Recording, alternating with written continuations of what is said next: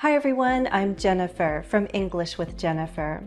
You may not love politics, but it's important to have a basic understanding of how your government works. Can you explain what kind of government you have in your country? In this video, I'll give you an overview of the U.S. government and some key vocabulary.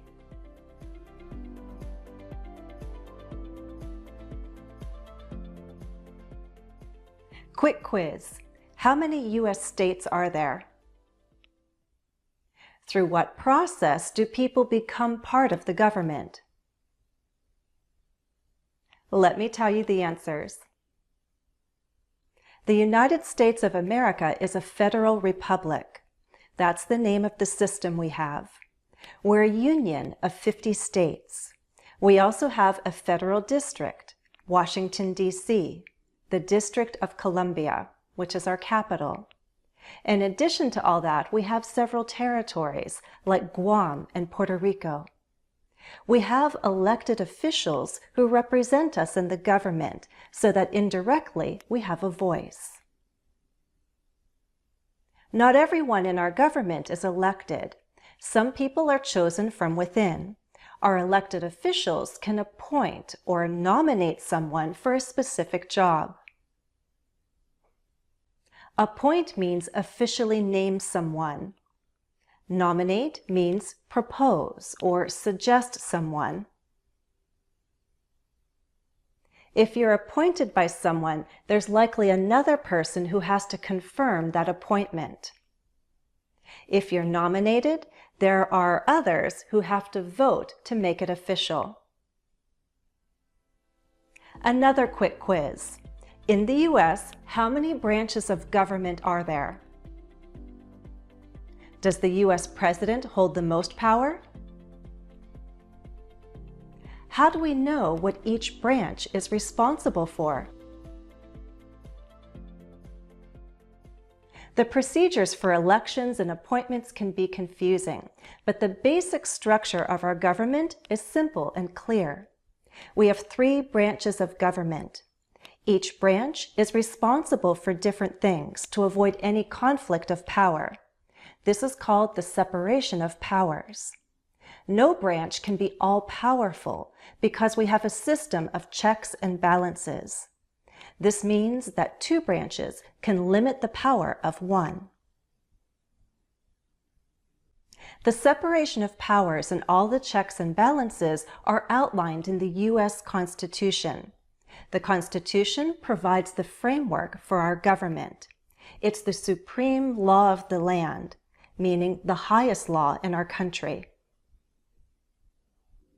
The United States was formed in 1776.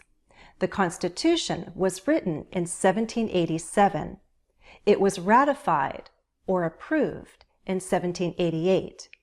It went into effect in 1789. So what are the 3 branches? Maybe you know them. Let's see. What branch does the president belong to? The executive branch. This is the branch that executes or carries out the law. The president has a cabinet.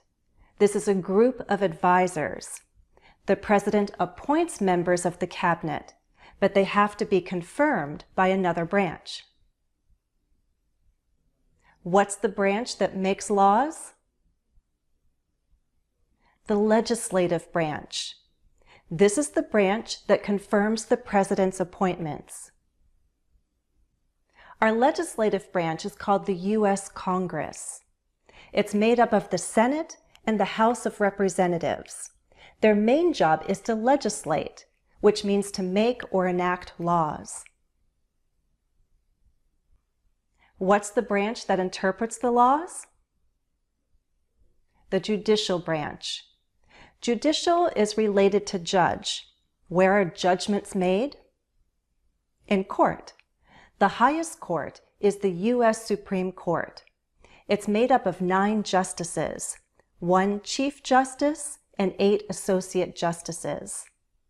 The judicial branch is made up of the U.S. Supreme Court and all the other federal courts in the system.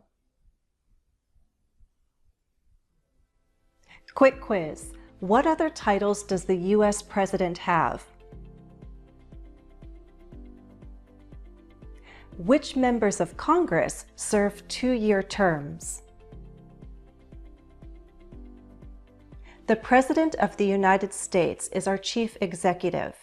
He or she is vested or given executive powers. Our President is also the Commander-in-Chief of the Armed Forces. Our President is elected by the people, indirectly through our representatives, for a 4-year term. The President can serve a maximum of 2 terms. The President may be our Commander-in-Chief, but only Congress can declare war. Remember our system of checks and balances? All members of Congress are elected officials. We have 2 senators from each state, for a total of 100 senators. They serve 6-year terms. They can run for re-election.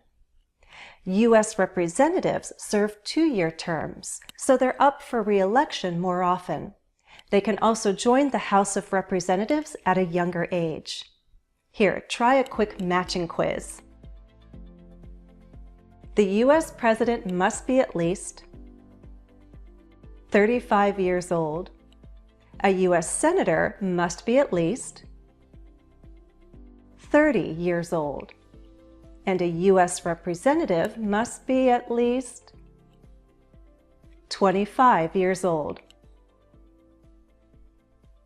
There are more U.S. representatives than senators because the number of representatives depends on the population of a state. A state with a large population has more congressional districts, and all the districts have their representatives. Another quick quiz. How long can someone serve on the Supreme Court? Is a Supreme Court justice appointed or elected? The Supreme Court of the United States has 9 justices. I believe the number has been the same since 1869. Sometimes there's talk about packing the court, which means adding more justices so that the political party in power can appoint people who will interpret laws either more conservatively or more liberally. Recently, we lost a member of the Supreme Court, Justice Ruth Bader Ginsburg. Her passing left a vacancy. This means that at some point, the President and Congress must work together to fill the seat. The President can nominate someone, but the nominee must be confirmed by Congress. Remember that system of checks and balances. A committee has the chance to review the nominee's qualifications. It's a long process. The Senate Judiciary Committee can then send the nomination to Senate for a vote. If the Senate confirms the nomination, then the President can officially appoint this person as the next Supreme Court Justice. This is a lifetime appointment, so it's a pretty big deal to serve on the Supreme Court. One final question. Has the U.S. Constitution changed at all over the years? The answer is yes and no. I said that the Constitution outlines the separation of powers, but a lot of the details weren't written right away. The Constitution has basically remained the same, but over the years we've added 27 amendments. To amend something means to make a change. Very soon after the Constitution went into effect, our founders wrote the Bill of Rights. That's what we call the first 10 amendments. There was concern from the very beginning about the federal government holding too much power. To avoid an all-powerful central government, the Bill of Rights was written. It was written to make sure that the rights of individuals and the rights of the states were protected. Can you name any of the first 10 amendments? I talked about one of them in my video on gun control. There's a lot of talk about Second Amendment rights.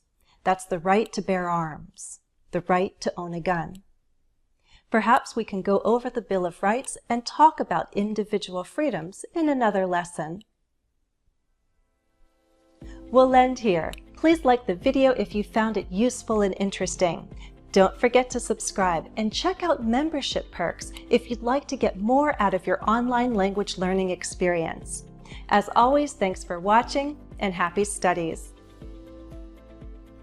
Thank you to all the members of my channel, and you super and truly marvelous members, look out for the next bonus video.